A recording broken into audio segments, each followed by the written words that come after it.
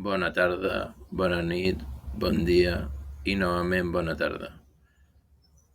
M'he comunicat amb vosaltres en deferència en què ja estem a la tarda, ja he passat pel matí i ja tinc ganes de tornar a parlar del matí, aquella hora en què surt el sol i que cada rellotge marca doncs, l'estona que passem els uns amb els altres. És un rellotge de sol. Per què l'analogia d'un rellotge de sol amb dir-vos les bones dies? Segurament per la gran inconveniència que va mostrar aplicar una llei que renegava de la qualitat estàndard d'una llengua dintre d'un principat que té nom molt clar d'exportacions i ofrenes que encara es viuen en el present i que, per tant, vivim de la literatura contemporània que s'ha viscut a mode de construccions i vivències sobre els estàndards de funcionament estatals d'una societat. Partint de que fa ja uns quants anys que la societat ha degenerat un pèl amb el fet de que hi ha més llibertat i, per tant, aquests estàndards s'estan convertint en portaestandards que ningú sap com volejar.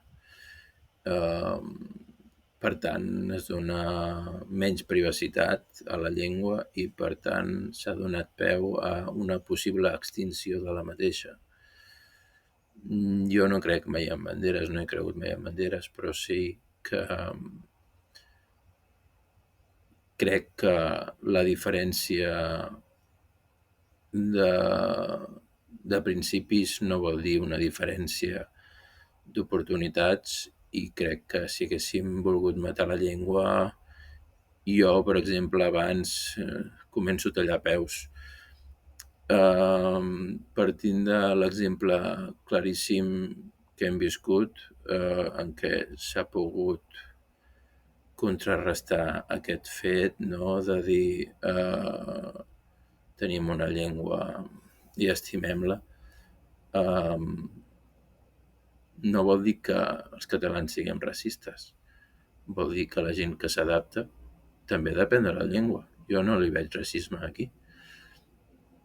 Llavors, no sé quin tipus de racisme creuen els espanyols que volen aprofundir si parlen de que el classisme del segle XIX i fins i tot el XVIII ha donat peu a que al segle XX es visquin dificultats entre els parlants d'una llengua i una altra i que, per tant, això involucri que al segle XXI, que ja estem plenament adaptats del món del segle XIX, o no siguem lliures o no d'aquests canvis, no?, estructurals. Està clar que partim d'un sou de base, molta gent, un sou de base lligat als estàndards de comunicació i que, per tant, si els deixem de banda els estàndards d'aquells segles en què la dificultat per exercir els drets tenia un preu i, per tant, donem pas a una absència de llibertat.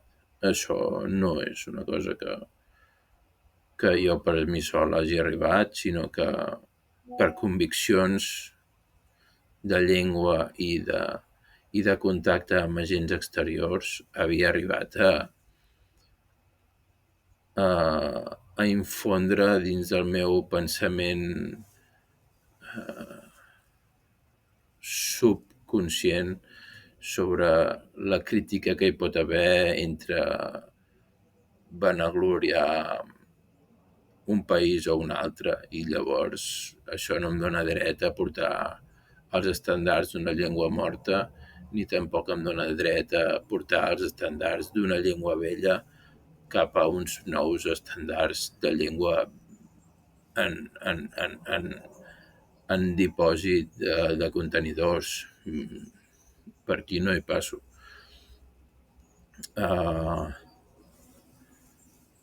Està clar que l'avantatge social que hem concedit i que hem concebut ha sigut d'un espai de temps determinat, d'una generació diferenciada d'aquesta més avantguardista, no? Que vivia més potser degut a les feines del camp i dels canvis involucrats en aquestes esferes, però també nosaltres, d'una manera o altra, hem vist que aquesta mateixa societat s'ha volgut guanyar adeptes dintre d'aquests portaestandards de problemes radicalaris, sobretot en la manutenció crítica de l'economat que es crea al voltant d'una societat adaptada a l'ensenyament.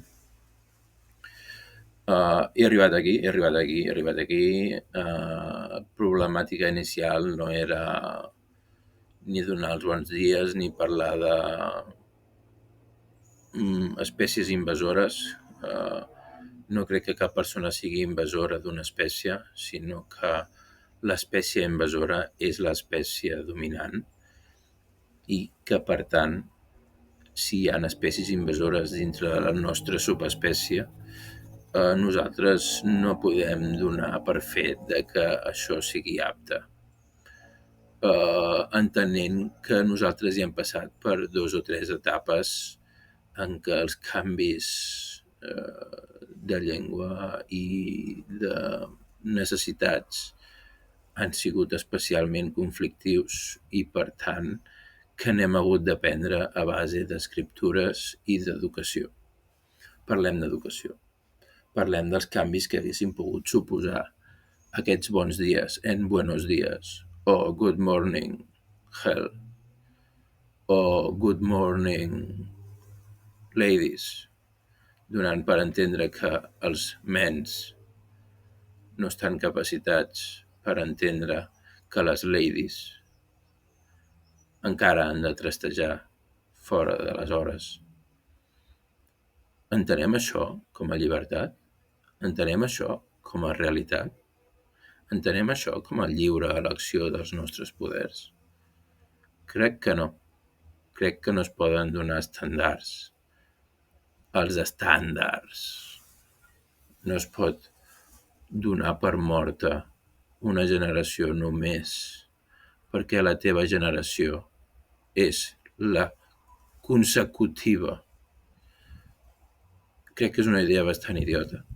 És com dir que les guerres no tenen fonament. Les guerres tenen el primer fonament del primer principi, que és la de trastejar amb tot el que es pugui. Que no és només que una evolució.